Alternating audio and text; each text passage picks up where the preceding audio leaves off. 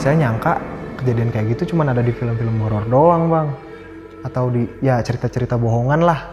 Ternyata saya sendiri ngalamin kala itu. Sosok ceweknya dangak gini, liatin ke arah dia. Mukanya hancur dan pucet banget bang. Tiba-tiba ada suara bang, cewek melengking banget, suaranya teriak,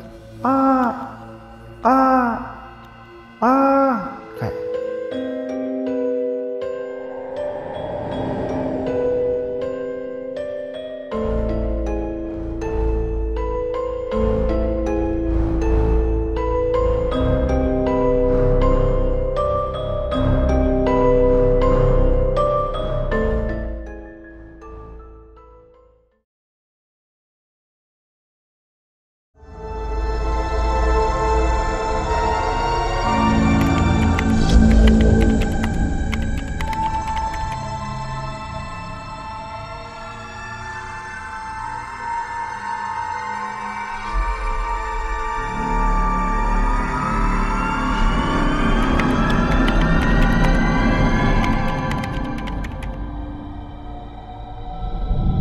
Om Mamat, obrolan malam Jumat.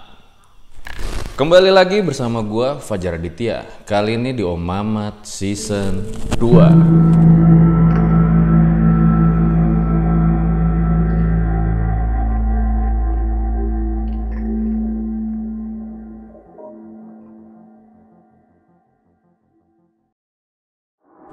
Terima kasih buat kalian yang telah klik video kali ini.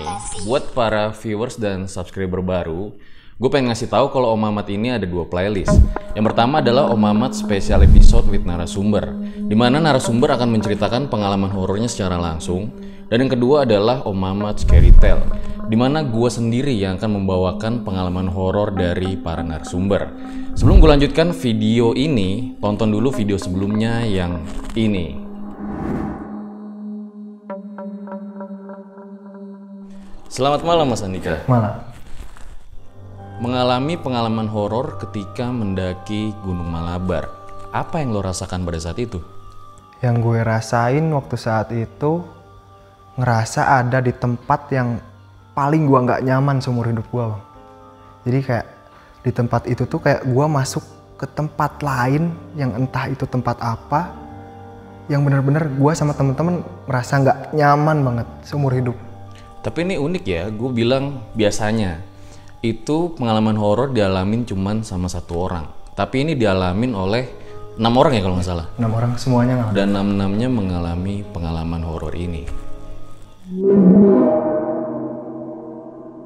Jadi sebelum gue masuk ke ceritanya, jangan lupa tekan tombol subscribe dan juga aktifkan tombol lonceng di sebelahnya, agar kalian mendapatkan notifikasi-notifikasi terbaru dari setiap video RJ5.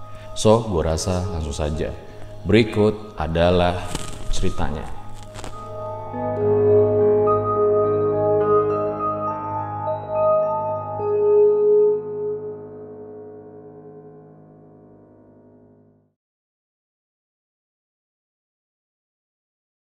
Assalamualaikum warahmatullahi wabarakatuh. Perkenalkan, nama saya Apriandika. Namun dalam cerita ini kalian bisa memanggil saya dengan nama Pokis. Jauh ya? Jauh banget bang. Jadi Kamis 20 Juni tahun 2019, saya mendaki ke Gunung Malabar yang berada di Kabupaten Bandung dengan 5 orang teman saya yang bernama Agan, Adul, Irgi, Kipot, dan Ahmad. Semuanya laki-laki. Bagi yang belum tahu Gunung Malabar ini terletak tepatnya di Kecamatan Pangalengan yang memiliki ketinggian 2343 mdpl. Singkat cerita, kami berenam berangkat dari rumah menuju ke perkampungan terakhir pukul 5:30 sore. Perkampungan tersebut bernama Cidulang. Ketika sampai di perkampungan tersebut, kebetulan sudah masuk maghrib. Jadi kami sempatkan untuk sholat maghrib terlebih dahulu. Ketika selesai sholat maghrib, saya dan teman-teman mempacking ulang barang. Dan saya dan Adul pergi ke warung yang terletak beberapa meter di dekat masjid tersebut untuk membeli logistik tambahan. Jadi pas kita habis beli logistik tambahan, gue sama Adul ini disamperin sama bapak-bapak yang udah lumayan tua keluar dari masjid. Dia nanya, mau pada kemana dek? Adul jawab, ke Gunung Malabar pak. Berani banget ke Malabar jam segini. Terus Adul bilang kan, kan anak muda pak, dia bilang gitu. Terus dia bilang ya yang penting hati-hati aja dek, soalnya Gunung Malabar ini masih angker, kata dia gitu. Terus saya bilang, iya pak makasih. Kita bergegas menuju ke tempat penitipan kendaraan, yang mana nggak jauh dari masjid tersebut. Jadi pas sampai, kebetulan tempat penitipan kendaraan itu tuh Pak RT di perkampungan tersebut. Kita nggak terlalu banyak berbincang, dia cuma nanya asal kita dari mana, tanpa nanyain mau berapa hari kita nitipin motor, tanpa nanyain mau apa kita ke atas gunung. Kita langsung ke atas, jadi rumah Pak RT itu agak di bawah, ke gang gitu masuk, kita jalan ke atas, sampai di gang, kita bentuk lingkaran berdoa, terus nyalain 2 buah headlamp sama 1 senter bang. Jadi ketika itu kesalahan kami cuman bawa sedikit alat penerangan, cuman 2 headlamp sama 1 senter dari kami berenam. Setelah selesai berdoa, kami terus lanjut menyusuri gang sampai akhirnya sampai ke arah kebun. Ada yang sedikit menyita perhatian kami. Jadi ketika itu ada seekor anjing hitam yang menggonggongi kami, entah sebabnya apa bang. Kami emang agak aneh sama anjing tersebut. Kebanyakan di kampung tersebut, anjing kelihatannya bergerombol dan gak ada di area perkebunan kalau misalnya nggak sama majikannya. Kita cukup kaget kok, ini anjing kok ngegonggongin terus gitu kan. Nah udahlah kita hiraukan, kita mulai masuk ke area perkebunan. Kita masuk jalan, baru sekitar 10 menit jalan, kita ngedengar suara, kita semua ngedengar suara.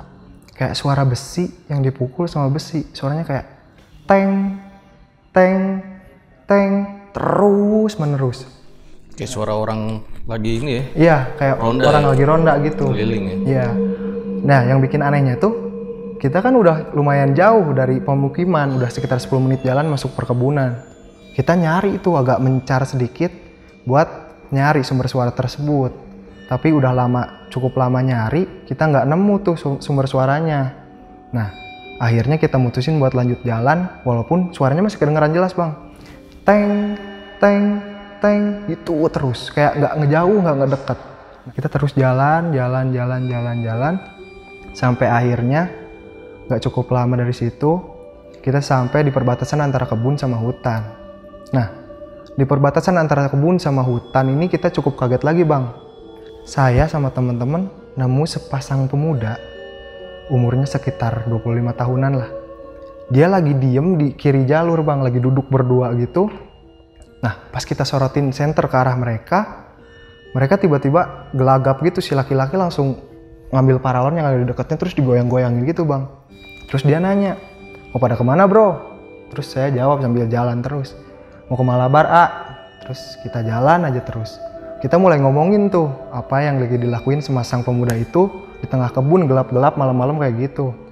Cowok cewek maksud lo? Iya, cowok cewek gelap-gelapan di kebun berdua, sepi banget, nggak ada orang. Masih pakai baju kan? Masih pakai baju, cuman lagi duduk berdua gitu berdampingan. Kita curiga kan. Nah udahlah, kita sambil bicara itu sambil jalan. Akhirnya lumayan lama kita sampai di pos 1. Nah di pos 1 ini kita mutusin buat istirahat sebentar sambil lihat-lihat sekeliling. Saya cuman mikir tuh, ini jam berapa ya sampai puncak? Kira-kira puncak masih jauh nggak ya gitu. Soalnya pertama kali itu kebetulan saya waktu itu ke Gunung Malabar. Nah pas saya lagi ngeliat ke sekeliling, tiba-tiba saya terpaku pandangan ke satu pohon besar yang ada beberapa meter di depan saya. Jadi saya sama pohon itu cuman kehalang jalur, saya jalur pohon beberapa meter. Di situ saya lihat bang, kayak ada sosok putih berdiri di depan pohon, kayak ia lagi ngadap ke arah kami gitu. Yang lain mungkin gak ngeh karena lagi melingkari api unggun sambil ngerokok sambil ngemil.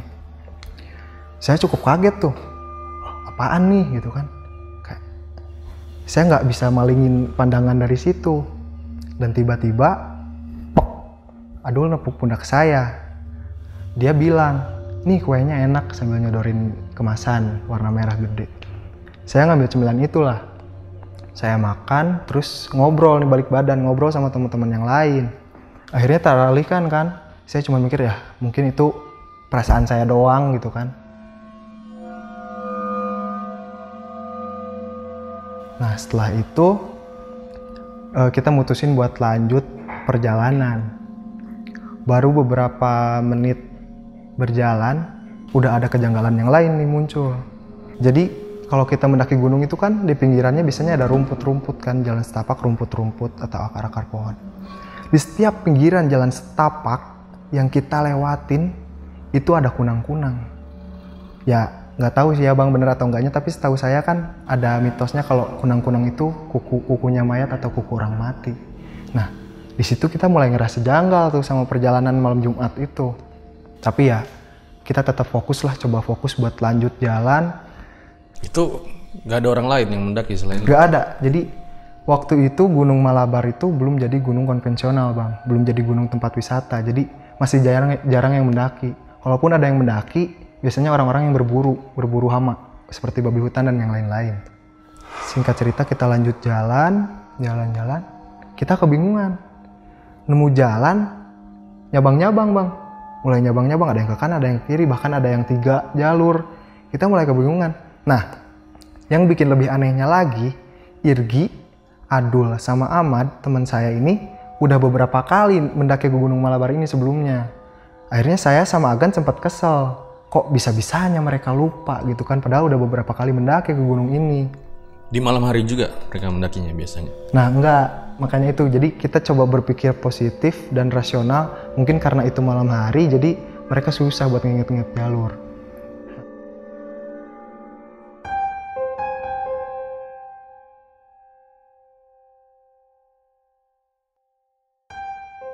Ya, jadi maaf tadi ada yang kelupaan bang.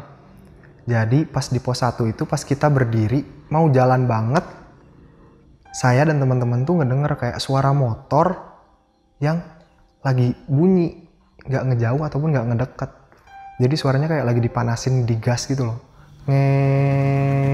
gitu terus nggak mati-mati. Nah kita nggak terlalu ngehirauin lah, mungkin itu cuma suara motor dari pemukiman yang ada di bawah. Kita sampai kan ke jalan yang bercabang-cabang tadi, kita ngikutin menurut penuturan Agan, Irgi, dan Ahmad. Karena mereka udah pernah mendaki gunung ini sebelumnya. Malam itu bulan bersinar terang bang, purnama. Jadi langitnya cerah banget, banyak bintang-bintang. Tapi seiring kita masuk ke dalam hutan, kita semakin gak bisa ngeliat tuh. Karena Gunung Malabar ini kan hutannya masih dibilang hutan banget kalau dibandingin sama gunung-gunung konvensional atau wisata. Jadi semakin dalam, rapet, gak kelihatan apapun. Ke atas tuh gak kelihatan apapun, cuman pohon-pohon rapet. Jadi gelap, bener-bener gelap banget. Ditambah kita cuman bawa peralatan cahaya, penerangan seadanya, dan suasana mulai mencekam bang. Gimana enggak? Udah banyak kejanggalan muncul, kita juga nggak tahu jalan yang kita lewatin ini apa bisa bener sampai ke puncak atau enggak.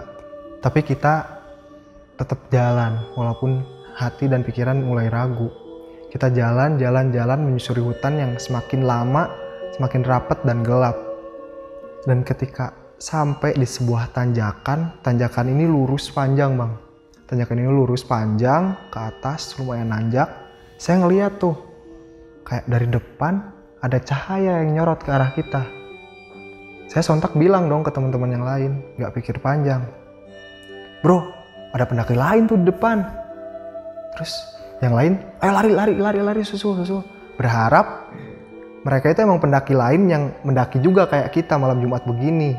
Soalnya ingat gunung ini kan sepi banget nih, Ditambah lagi kita juga ragu kan sama jalan yang kita lewatin. Siapa tahu aja dia bisa nunjukin jalan yang bener untuk sampai ke puncak. Udah cukup lama, udah cukup jauh lari, kita nggak nemuin satu orang pun bang di situ. Kita cuman sampai di sebuah batu yang cukup gede. Di situ masih bisa dipijak batunya, soalnya nggak terlalu tinggi. Kita naik ke atas batu tersebut. Mana cahaya yang tadi? Mana pendaki yang tadi gitu kan? Nah, kita kaget. Kok nggak ada siapa di sini kan? Di situ vegetasi hutan udah mulai terbuka. nggak kayak yang tadi, nggak serapet di hutan tadi. Jadi kita mulai bisa ngelihat lagi bulan purnama sama sedikit cahaya lampu kota di bawah sana. Karena pemandangan yang cukup indah di situ, kita mulai nyalain rokok lagi, mulai sedikit ngemil lagi sambil bercanda-bercanda buat nyairin suasana. Nah, pas lagi bercanda-bercanda, lagi ngerokok-ngerokok, Kipot yang dari tadi selalu ngelucu, tiba-tiba bilang, "Bang, nyium bau nggak?" Lah, terus teman-teman yang lain juga nyium, termasuk saya. Dan ya mungkin bisa saya simpulkan itu bau belerang, Bang. Kaget dong kita. Setahu saya dan teman-teman, Gunung Malabar ini bukan gunung berapi aktif yang punya kaldera ataupun kawah. Jadi suara bau belerang dari mana nih kan? Kita bingung. Nah, tiba-tiba Kipot nyeleneh nih, Bang. "Wah, ini mah bau telur busuk. Gua nggak suka bau telur," kata dia gitu. Terus kita sedikit ketawa tuh dengernya. "Ayo lanjut jalan aja," kata dia gitu. Nah, dari sini perjalanan mulai lebih mencekam dari sebelumnya, Bang.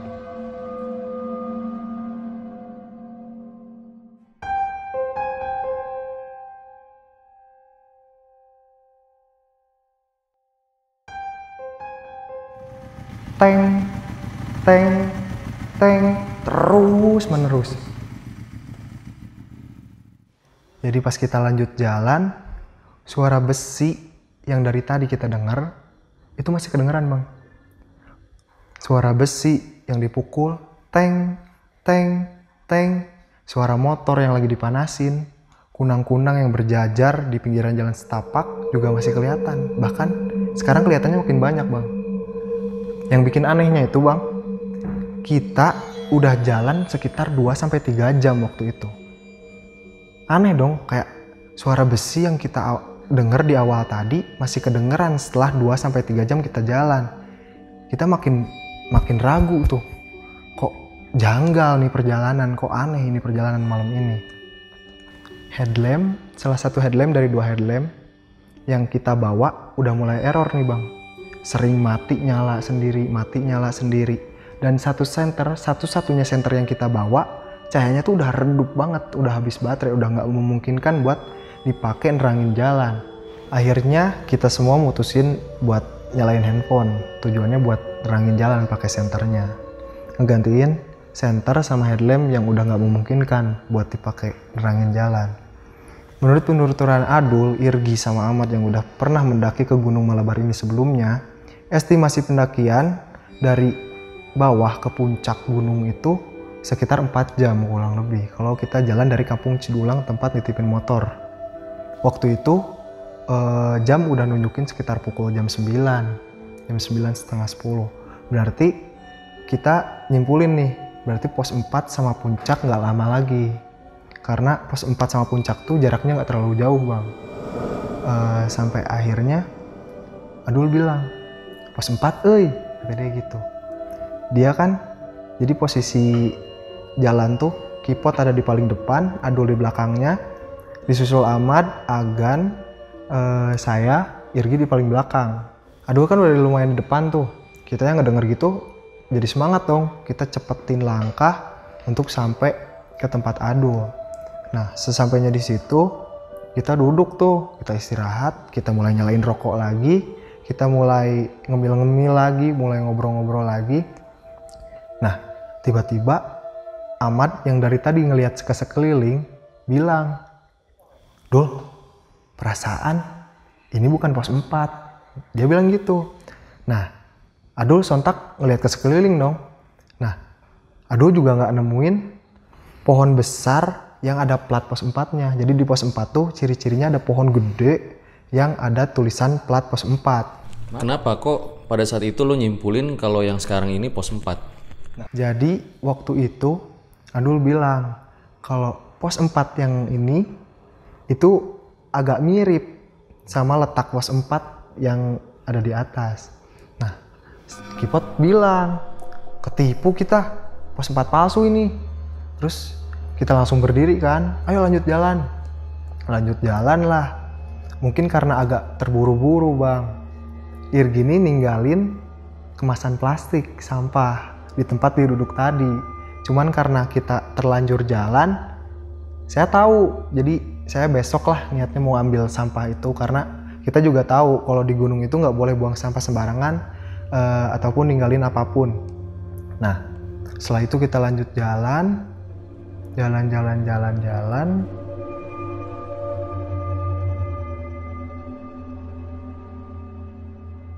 Singkat cerita, kita jalan sampai nggak terasa waktu udah nunjukin pukul 12 malam. Jadi udah melenceng tuh bang dari estimasi waktu pendakian waktu itu. Kipot yang dari tadi selalu ngelucu udah mulai banyak diem nih bang. Dia udah mulai banyak diem, terus dia di depan kan. Dia sering berhenti bang, sering tiba-tiba berhenti, otomatis kita juga semua berhenti. Pas berhenti, saya nanya, kenapa Pot? Ada apa? Dia nggak jawab, dia cuma fokus ke depan, natap, mukanya tegang. Nah, dia nanya nih ke Adul, yang tepat ada di belakang dia. Dul, lihat tuh, apaan di depan? Adul cuma nunduk bang, nunduk sambil merem. Nggak ada apa-apa Pot, lanjut aja, dia bilang gitu kan. Kayaknya mungkin dia udah ngeliat duluan nih sebelum Kipot lihat. Akhirnya kita lanjut jalan. Pas kita baru beberapa langkah maju, ngedengar suara nih bang. Suaranya berat banget, kayak suara pria tua, kayak kakek-kakek gitu bang. Suaranya kalau dalam bahasa Sunda tuh gini, Minta udud euy. kalau diterjemahkan dalam bahasa Indonesia, minta rokok. Nah, kita berhenti lagi dong semua sambil saling tatap-tatapan. Adul yang mungkin gak mau bahas suara apa itu, sambil ngedorong-dorong carrier Kipot, dia bilang, lanjut aja Pot. Akhirnya ya kita maju lagi. Formasi makin rapat tuh bang. Kita udah mulai tegang, semua udah mulai takut. Kita pegangan lah ke depan carrier yang ada di depan kita, teman-teman kita. Kita saling pegangan, jalan pelan-pelan.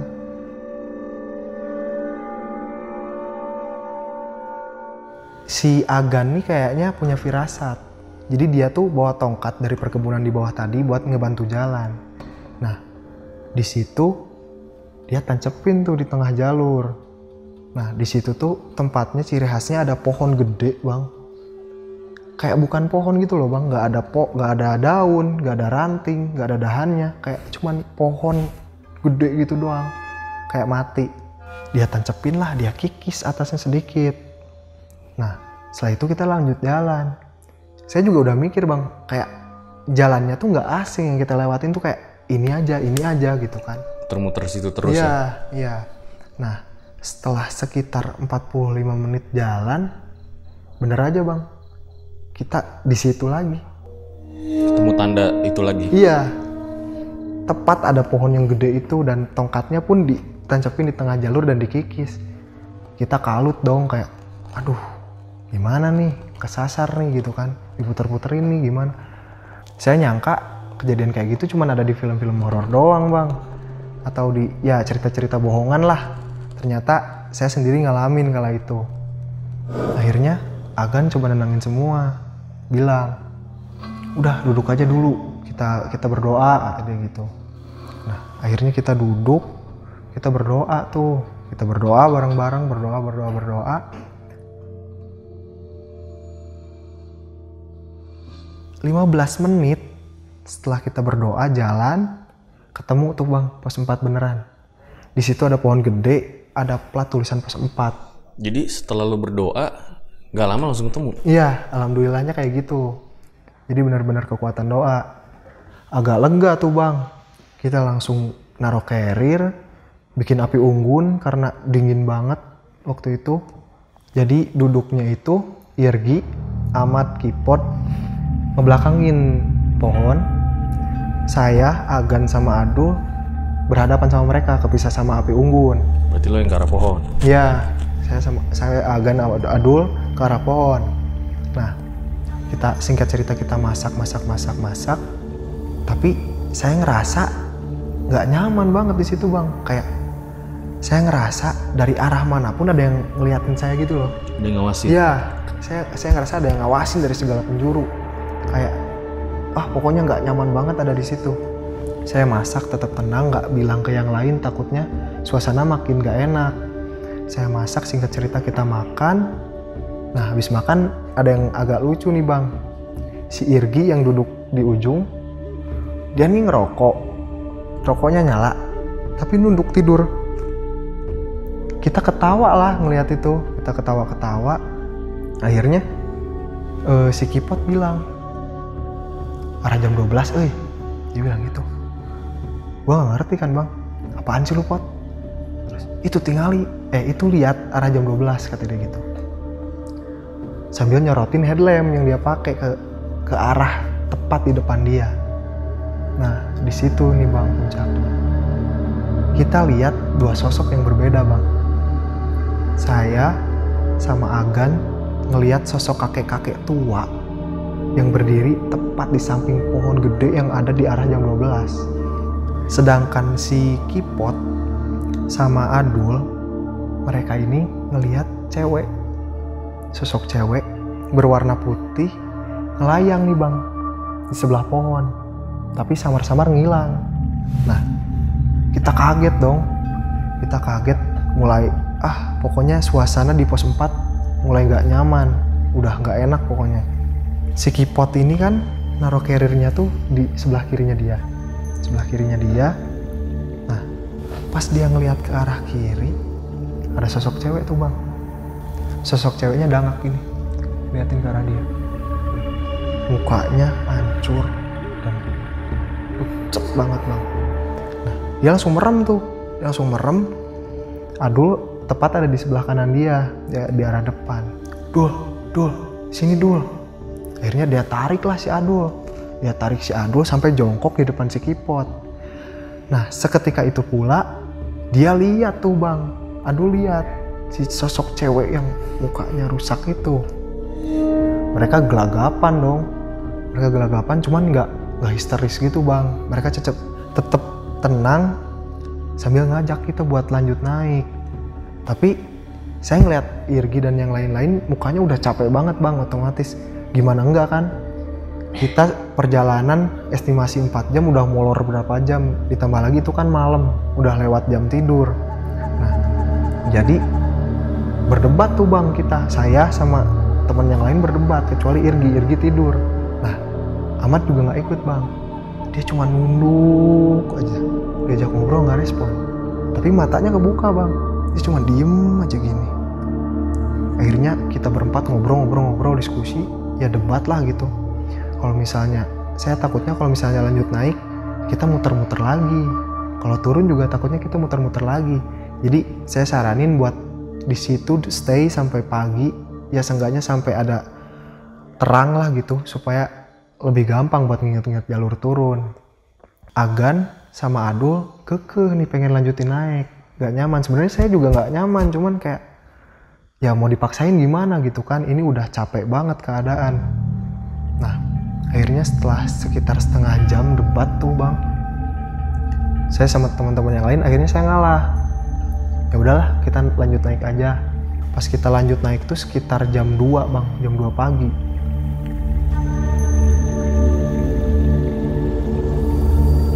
Kita lanjut jalan, ngikutin jalan setapak, satu-satunya jalan setapak, gak ada cabang-cabang lagi.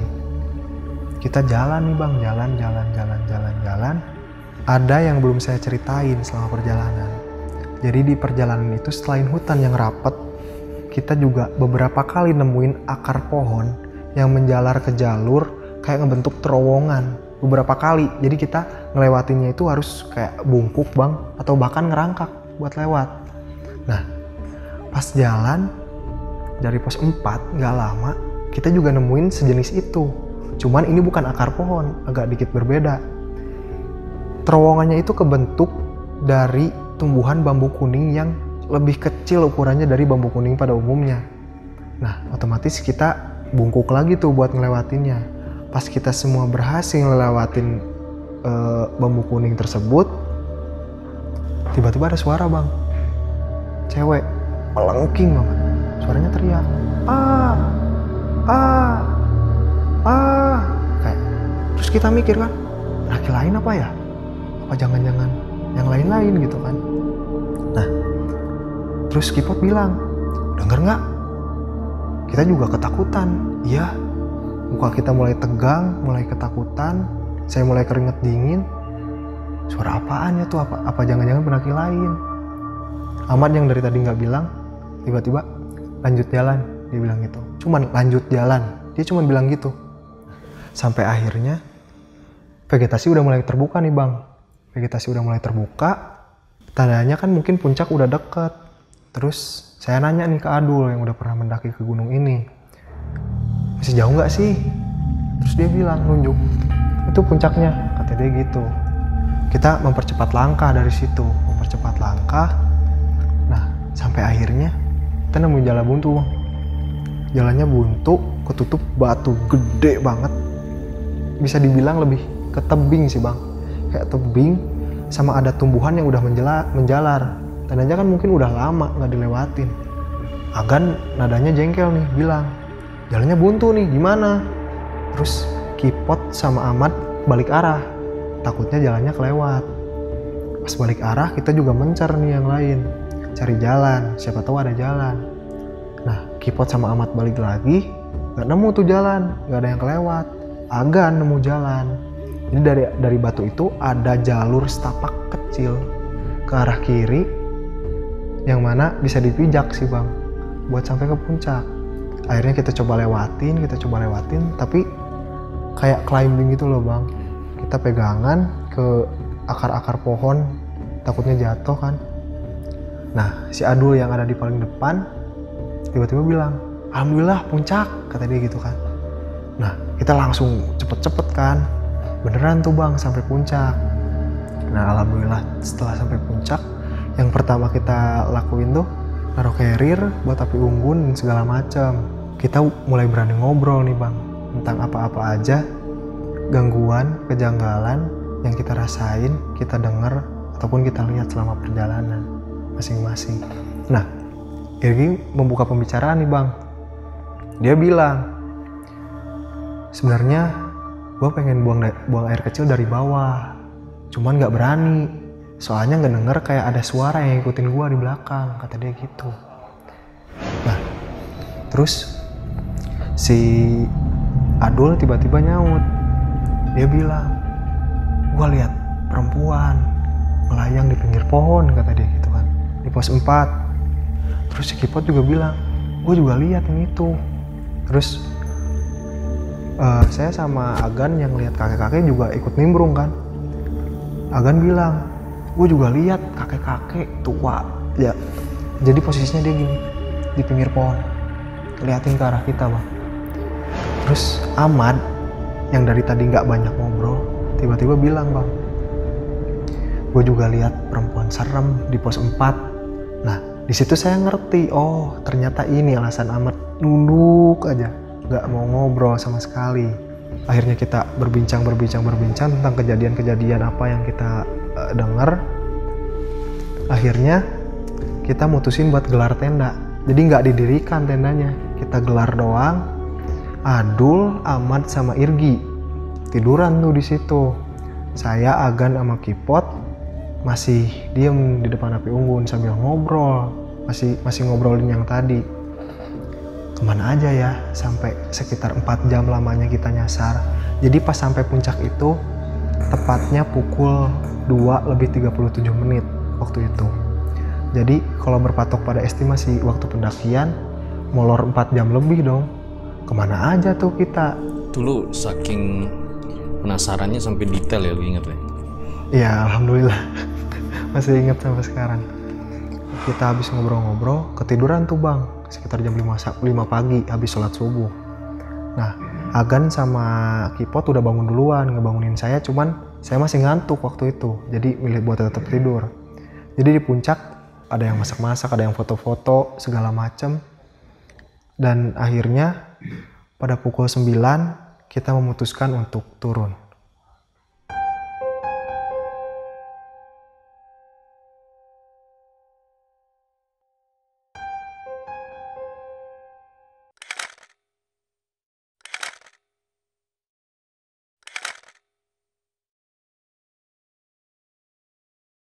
Jadi bang, pas kita mau turun, saya paling depan nih bang. Saya mau lewatin jalur yang semalam kita lewatin. Nah, pas mau ke situ, Adul sama Ahmad manggil nih. "Hei, ini di sini ada jalan," kata mereka gitu. Saya balik lagi lah muter. Ternyata di tengah tuh ada jalan. Kita susurin jalan itu sampai di tempat ke Batu semalam. Pas sampai ke tempat itu kita kaget tuh bang.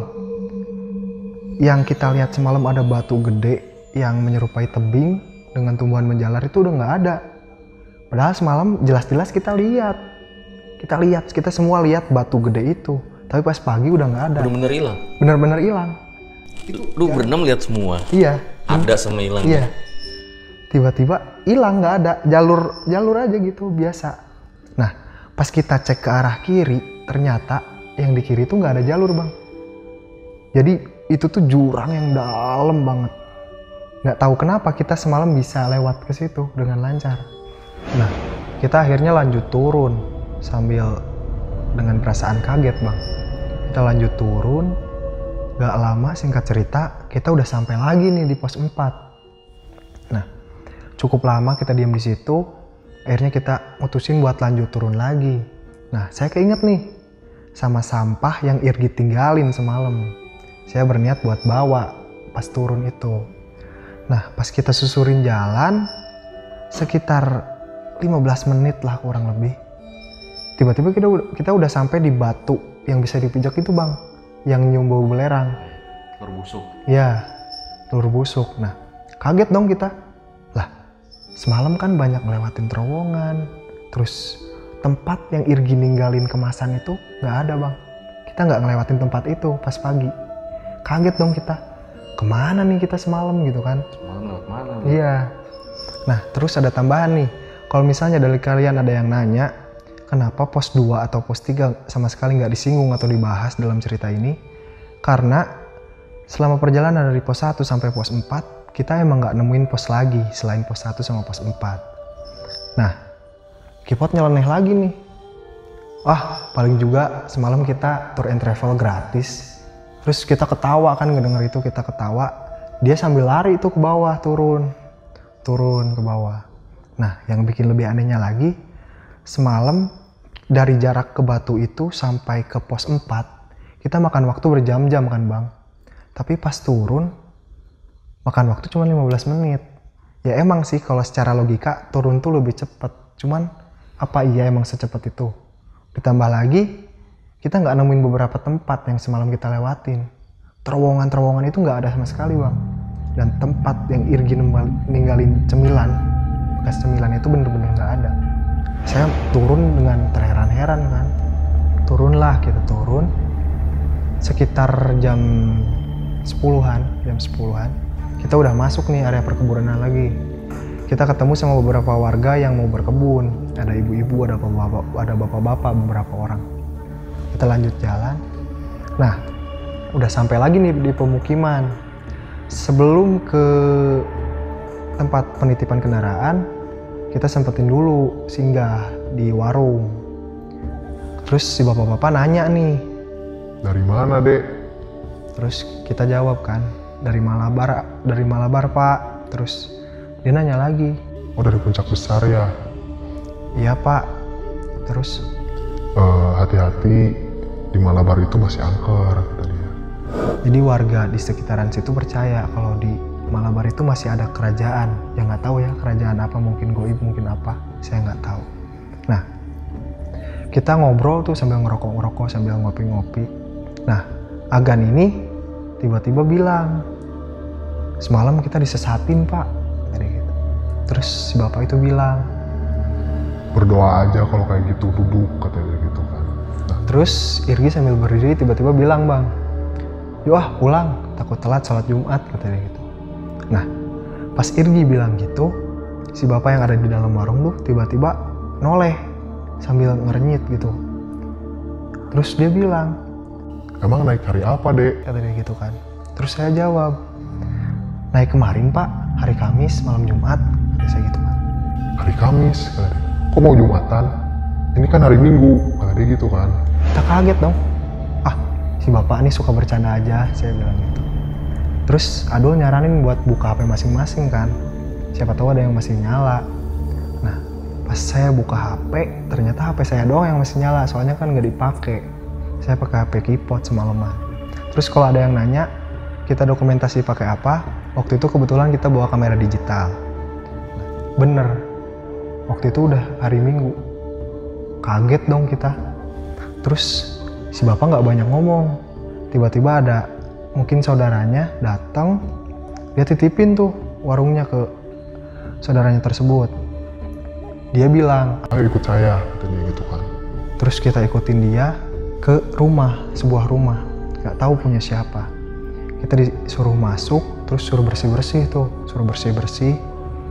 Terus kita duduk, ditanya, Tolong ceritain secara detail, semalam kejadiannya apa aja. kita ceritain lah dari masing-masing dari kita, apa yang kita alamin, apa yang kita rasain, apa yang kita lihat, apa yang kita dengar masing-masing. Dia bilang, Untung saja kalian malam tadi berduduk dan berdoa. Kalau nggak tahu gimana kalian sekarang. dia bilang gitu. Dia ngasih air. Dia bilang, Setengah untuk diminum dan setengah untuk dimandikan, kata dia gitu. udahlah, singkat cerita, kita pamitan, pulang.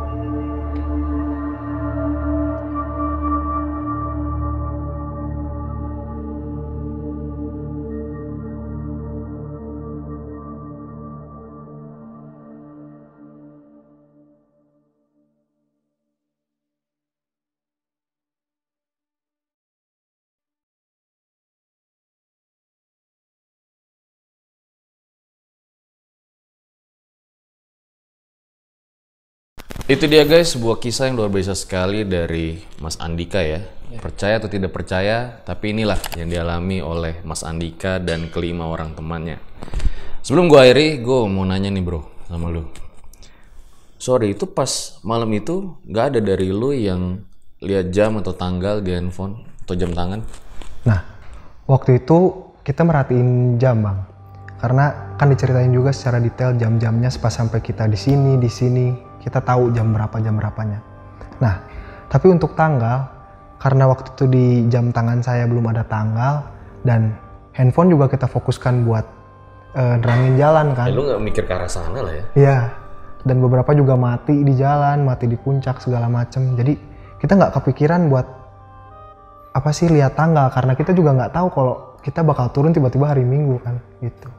Tapi setelah kejadian itu semua udah normal-normal lagi, nggak ada yang aneh-aneh lagi. Beberapa hari setelah itu kami ngerasain ya sedikit gangguan-gangguan kayak mimpi-mimpi buruk bang, atau ya mungkin kadang berat pundak segala macam. Tapi alhamdulillah semakin kesini hilang dan trauma kita juga hilang. Mimpi buruk kayak gimana maksudnya? Kayak Kipot sempat cerita ke kita kalau dia didatengin sosok yang mungkin gak jelas ya rupanya seperti apa. Yang jelas dia didatengin suatu sosok gitu di mimpinya beberapa hari. Dan itu yang dia lihat di pos 4? Mungkin, bisa jadi. Oh ya. Tapi setelah itu udah normal semua ya sampai sekarang? Enggak, alhamdulillah. Itu sebenarnya lu mikir gak sih kayak ada kesalahan-kesalahan lah kira-kira yang lu buat hingga akhirnya lu mengalami hal tersebut? Mungkin yang saya tangkap kesalahan dari kami, mungkin Kipot atau beberapa dari kami yang bicaranya kasar ya. Soalnya kan kalau kita bertamu dengan kurang sopan, penghuninya pasti kan marah atau mungkin jadi balik mengganggu. Jadi ya yang saya tangkap cuman itu Pak. Apa karena ada yang mesum tadi ya? Bisa jadi bang, soalnya saya lupa menceritakan. Bapak itu juga menceritakan bahwa beberapa hari sebelum kita mendaki itu ada 2 kejadian gantung diri di situ. Nggak tahu tuh laki-laki atau perempuannya. Tapi yang jelas dalam waktu yang dekat. Ya, jadi beberapa hari sebelum kita mendaki itu ada 2 kejadian gantung diri di kaki gunung. Apa itu yang ketemu lu kali yang lagi mesum? Mungkin bisa jadi. Tapi gue salut sama teamwork lu. Dan ketika lu mulai mungkin bingung ya, mungkin agak sedikit putus asa, di situ lu berdoa bersama-sama hingga akhirnya lu kembali ke track yang semestinya. Thank you banget nih Mas Andika telah menyempatkan waktu datang ke RJ5. Sama-sama Bang. Demikian gue rasa cerita pada kali ini, dan dengan adanya cerita-cerita seperti ini, jangan malah menjadikan kalian takut. Akan tetapi kalian harus semakin yakin dan percaya dengan kebesarannya. Gue Fajar Aditya, Mas Andika, RJ5 undur diri. Ciao!